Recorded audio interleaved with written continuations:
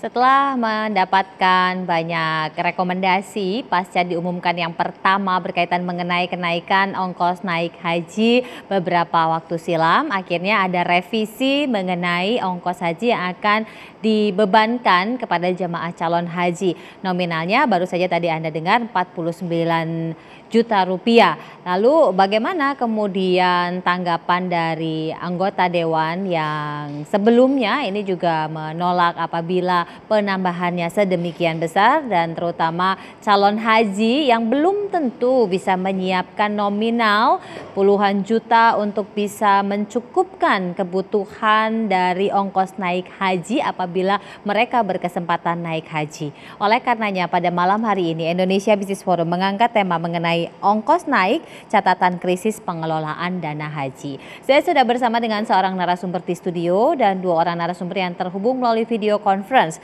Saya sapa terlebih dahulu, ada Mas Ahmad Nur Hidayat yang merupakan pengamat kebijakan publik yang bersama saya di studio. Mas Ahmad, apa kabar? Selamat malam. Kabar baik, selamat malam. Akhirnya ketemu lagi dengan kondisi yang bisa menjelaskan lebih lanjut dan lengkap ya Mas. Dan sudah diputuskan. Iya, dan saya ingin sapa Pak Iskan Kolbalubis, anggota Komisi 8 DPR RI dari fraksi PKS. Pak Iskan, selamat malam. Selamat malam. Sehat Pak Iskan? Salam sejahtera untuk kita semua. Dan ada Pak Marsudi yang merupakan jamaah calon haji. Pak Marsudi, selamat malam. Pak Marsudi sehat, Pak Marsudi? Ya, kami sebenarnya juga sudah mengundang ini dari BPKH, Badan Pengelola Keuangan Haji, dan juga dari Kementerian Agama untuk bisa bergabung bersama kami di sini mendiskusikan mengenai dana haji pada tahun ini. Tapi pada malam hari ini masih ada rapat yang dilakukan bersama antara Kementerian Agama dengan BPKH.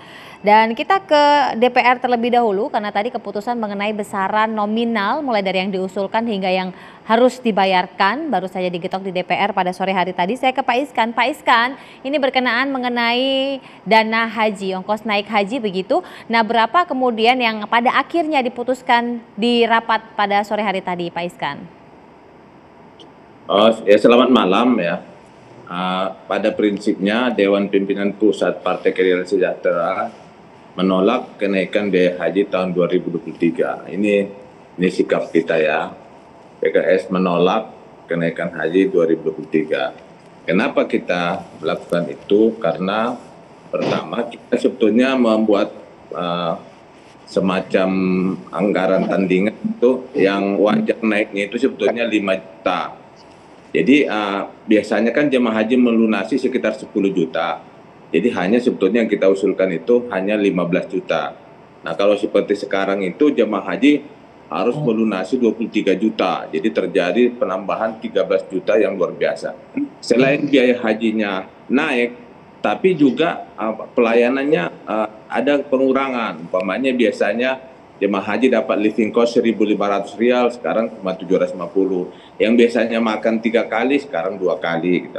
Jadi double ini penderitaannya. Jadi biayanya mahal tapi pelayanan sebahagiannya berkurang. Tidak ada sama sekali penambahan pelayanan ya, yang signifikan. Kecuali makan 2 hari sebelum Arafah gitu ya.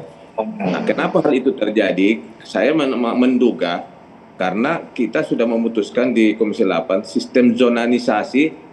Jadi zona itu kan hanya dibatasi 5 daerah yang akan disewa. Dengan cara seperti ini terjadi kenaikan di tempat-tempat itu. Jadi nggak boleh sebetulnya itu keputusan kita sudah ditiadakan zona.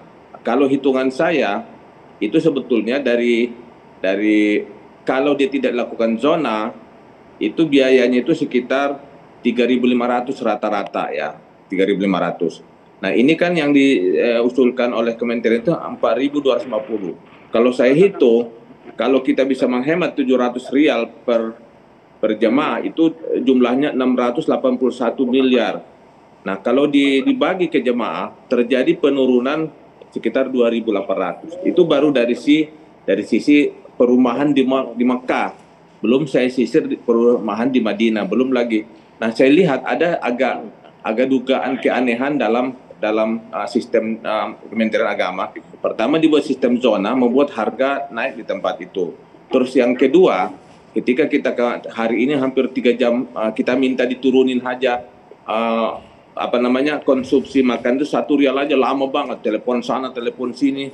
Jadi saya ada dugaan saya bahwa sebelum ditetapkan di DPR itu sudah ada lobby-lobby yang ada, kalau di Saudi namanya mabdaian. Ada sistem di Saudi itu kalau kita ketika orang-orang itu mengajukan tawaran, kemudian ditasbih namanya. Tasbih itu diklarifikasi. Dan biasanya dibilang kamu akan dapat tapi belum akad gitu. Kalau sudah akad kan dia sudah bisa mentransfer uang. Nah, saya menduga bahwa sudah ada deal-deal tersembunyi. Ini baru dugaan ya, yang membuat tidak terjadi, kita susah sekali menurunkan harga itu. Padahal kalau kita lihat dalam data itu harga paling murah itu 2.500, ada harga 4.700. Tapi kalau kita buat rata-rata itu sekitar 3.500 gitu ya. Nah ini sebetulnya kalau bisa dihemat 100 rial aja, itu akan menghemat sekitar 100 miliar gitu.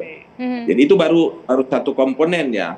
Jadi karena dasar itulah kita lihat, apalagi dengan cara seperti ini terjadi sekitar 1,8 triliun itu disubsidi. Artinya uang keuntungan yang akan dipakai oleh jemaah haji yang akan datang udah kepake untuk tahun ini gitu. Dan begitulah sebenarnya.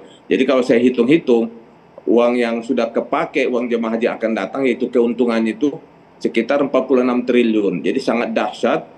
Jadi maka kita secara nurani ya, saya mengapresiasi teman-teman sudah bekerja dan banyak juga masukan-masukan kita, dan terjadi juga memang penurunan, tapi hati nurani saya belum bisa menerima ini karena tidak tertransparannya dalam pengelolaan dana haji. Nah, ini yang harus kita Jadi kalau hitung-hitungan Bapak dan tim, ini berapa harusnya yang kemudian mestinya dibayarkan oleh jamaah calon haji, Pak? Jadi penambahannya hitungan saya itu ada antara 5 sampai 7 juta. Jadi biasanya kan jamaah haji melunasi 10 juta. Jadi seharusnya yang dilunasi hanya 15 juta gitu ya. Nah ini kan yang dilunasi itu 23 juta ya. Sangat besar ya. Bagi orang-orang, apalagi 70% itu kan jamaah ini ada petani. Kalau petaninya dia punya emas, saya udah ketemu yang jamaah haji. Mereka rata ada beberapa orang memang dia punya emas, saya akan jual emasnya.